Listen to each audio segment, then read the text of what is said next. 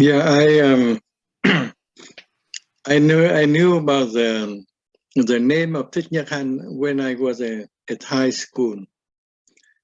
At that time, I was a novice, and it's the age of 15, 16.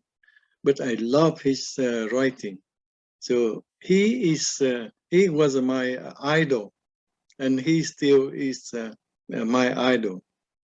His writing is he wrote a lot of books about Buddhism, how to modernize Buddhism, Buddhism today, so on and so forth. And his book was touched our heart. You can look at the history of Vietnamese Buddhism and the history of Vietnam. And Vietnam, as well as many Asian countries, was colonized by the Western power. And at that time, was the Western in Vietnam was a French tried to destroy the Buddhism, try to chase the Buddhism out of the city and come back to the out of the city and be in the village. We all feel dislike it, and we don't know, but we don't know what to do. It's that time by the beginning of 20th century, one master, that his name is Thay, he started a revolution, a Buddhist revolution. And his idea was spread all over Asia. And in Vietnam also, Thich Nhat Hanh also one of the monks that read the book of the monk Thay and influenced by his work. So because we know no Chinese at that time, so we could not read the book of Thay, but we read Thich Nhat Hanh. So in the book of Thich Nhat Hanh was a talk about how to modernize the Buddhism, how to make the Buddhism alive, how to to put the Buddhism more in the practice. So we love his book, and that time was the war was going on in Vietnam. I was born in 1949. The war was started before that, and then I left Vietnam in 1974 as the war haven't ended. During the whole thing, after I was born, my family have to run away from the village to the city. So that the war was, and we feel very powerless. We have no power. We could not do anything with the war. Although everybody don't want the war, want peace, but they don't know how to do. And at that time was Thich Nhat Hanh start the peace movement, and his writing was illegal. So we read his pamphlet in the evening in the blanket and use the small light to read quietly, secretly his poem. He wrote a very beautiful poem bundle that is pray for the white dove appear. That means pray for peace. And in his poem, one of the poem I still remember, that is who is our enemy? Our enemy is not the people. If we kill the people, who can we live with? Our enemy is the desire, the hatred, and the ignorance. That is one of the poem, very powerful, and that inspired the very well-known Vietnamese composer, that Pham Duy. he made a song from that. And another poem he wrote, because during the Vietnam War, the who suffer most, that is the people in the village. The bomb was dropped in the village, in the remote area. So people run to the city, and he started the school, the youth school for social service. What they do is they go to the village, the bomb village, and try to rebuild the hut, to teach the villager how to improve their production, how to improve their life, and bring back life to that village. So he, his workers were many of, because that idea, they don't follow they not belong to the non-communist government, but they also not support the communist troop. So they are in the middle of the both sides, and many of them were killed during their work in the Plum village, in the village. So he wrote one of the poems that is, it just represents the villager to express their view about the war. He said, I don't follow the communists, and I also don't follow the non-communists. I only follow those who give me life. Though the poem was forbidden by the South Vietnamese government, and then we read it secretly. And in 1965, the Americans start to send troops to Vietnam, and it come up to 500,000 of the American soldiers in Vietnam.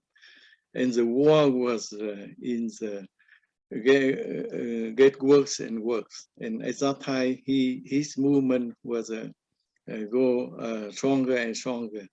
And that led to the South Vietnamese government kick him out of the country. Don't let him return to Vietnam after he attended the conference in America. In America, he joined with peace activists for the peace movement. He wrote a letter to Martin Luther King and to request to support the peace in Vietnam. And Martin Luther King invites him to come and both of them start join the peace movement in America.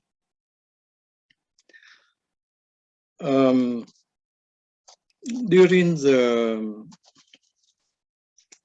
the time of the peace movement, he started the mindfulness.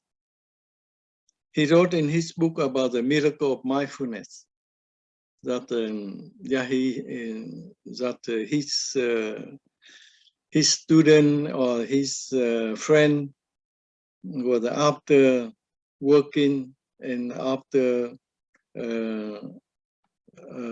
engaged in the movement, they got tired physically and mindfully.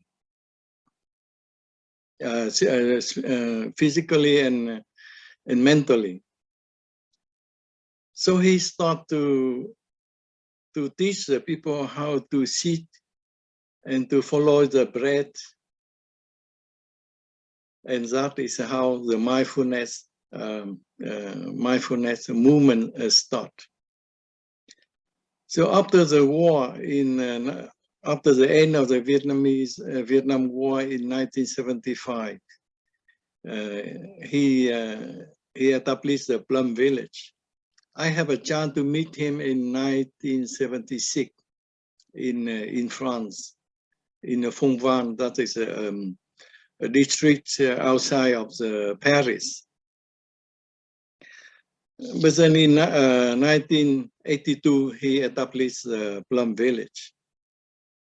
So he tried to develop more on the mindfulness and to teach the people how to practice the mindfulness.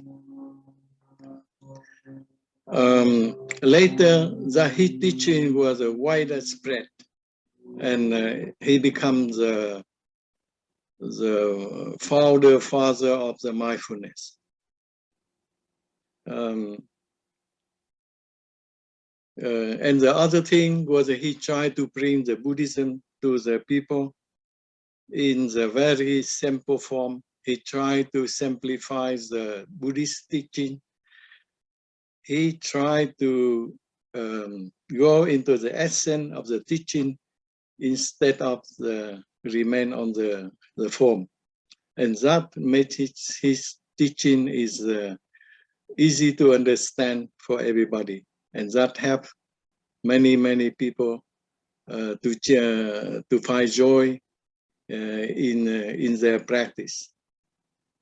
So he have more than 1,000 of the monastic disciple and hundreds of thousands of the lay people. So we can consider ourselves that is we are his student, although we never met him, but we read his book and we practice his teaching. We can say that we are born and noble student.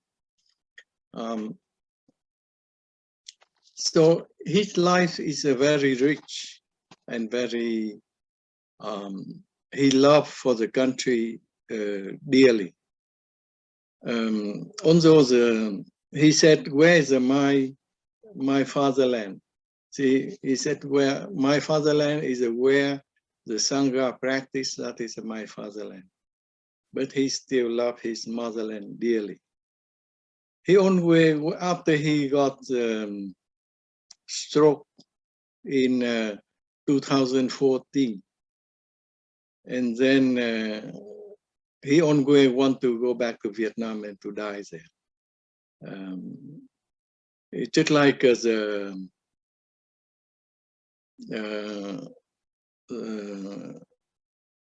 just like as a fish. You know the fish who was born at one place and go out to the sea and come back to die in its birthplace. I forgot the name of that fish. But I think, yeah, Thich Nhat Hanh is like that. We can compare him with that kind of salmon. Yeah, thank you, Nancy. Salmon. It's just like a salmon. He loved his motherland dearly.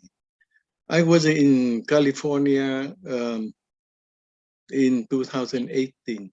At that time, one of the monks from the Lộc Uyên monastery informed me that Thich Nhat Hanh, Thầy Thich Nhat Hanh was in Thailand.